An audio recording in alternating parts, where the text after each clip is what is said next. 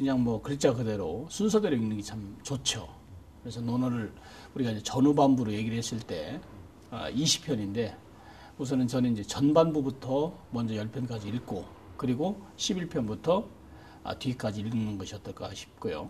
그리고 그 이유는 공자의 그 사상에서 학, 배움, 정치, 그 다음에 인, 어짐 이 세 가지에 관한 집중적인 이야기가 바로 전반부에 나와 있고 그리고 후반부는 주로 공자의 일상의 문제, 그 다음에 제자들에 대한 평가, 그 다음에 당시 정치가들에 대한 평가 이런 것들이 많기 때문에 전반 10편을 기본편이라고 한다면 후반 10편은 응용편이 아닐까 이런 생각이 들어가서 논어를 그렇게 읽는 것이 좋지 않을까 싶습니다.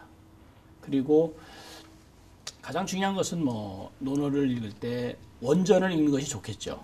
그러나 현실적으로 원전을 읽는다는 것이 뭐 쉽지 않고 또 그런 부분에서는 자기가 그 잘된 번역서 그래서 우리나라 말로 가독성 좋은 그런 책을 통해서 읽으면 좋지 않을까 이런 생각이 듭니다.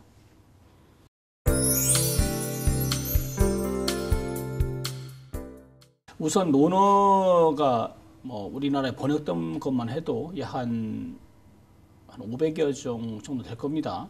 뭐 다 합쳐서 뭐 번역서, 응용서 이렇게 해서 쓴 것이. 근데 그 기존 이제 일단 번역만 기준으로 해놓고 보면 가장 그 가동력을 좀 살리려고 좀 했고 그 다음에 논어가 이제 전체가 12,000자 정도 됐는데 그 한 글자 한 글자의 의미 그리고 허사의 쓰임이라든지 이런 것도 허투루 번역하지 않으려고 했다.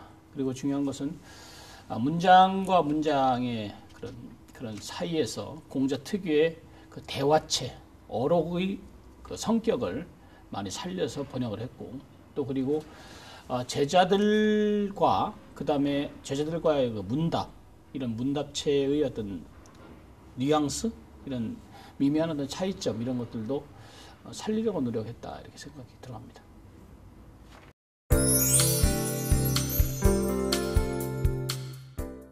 논어는 그 동아시아 문명을 이해하는 첫 번째 돋보합이 되는 책이죠. 그래서 논어를 읽지 않고 과연 동아시아를 이야기할 수 있는가 또는 중국을 이야기할 수 있는가 그 다음에 유학을 이야기할 수 있는가 또는 한자 문화권을 이야기할 수 있는가 아니 한 걸음 더 나가서 우리나라 고전을 이야기할 수 있는가 저는 단언코 아니라고 봅니다. 그런 부분에서 논어가 갖고 있는 그런 위상 이것에 대해서 주목하는 것은 당연한 거고요.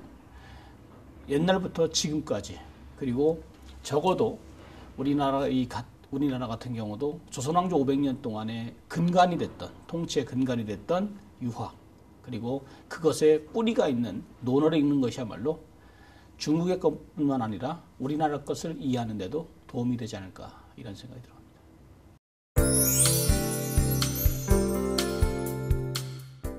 우선 지금의 21세기와 2500년 전의 당시가 쉽게 접목이 안 되죠. 그런 부분에서 과연 구닥다리 같은 책이라고 취급해버릴 수도 있죠. 뭐 스마트폰이라든지 게임이라든지 정말 지금의 초스피드 시대를 살아가는 우리들에게 논어가 던지는 의미는 없을 수도 있습니다. 그러나 결코 그렇지 않다는 것은 뭐냐면 논어의 첫 문장 정말 학이 시습지면 불령여로라는 그 첫 문장에서 우리한테 읽혀지는 것은 분명 배움이고 그리고 친구 간의 우정 그 다음에 스승에 대한 예의 또 집단에서의 살아가는 방식 또는 삶을 살아가면서 느끼게 되는 어떤 처세의 문제 이런 것들이 모두 다 들어있다. 그래서 저는 단언컨대 논어가 갖고 있는 것은 우리 모든 세상의 인생사에 대한 고전이 아닌가. 그런 부분에서 논어를 읽는 것이야말로 지금을 살아가고 또 미래를 살아가고 또 아울러 앞으로의 장래에 대비하는 그런 큰 줄기가 되지 않을까 이런 생각이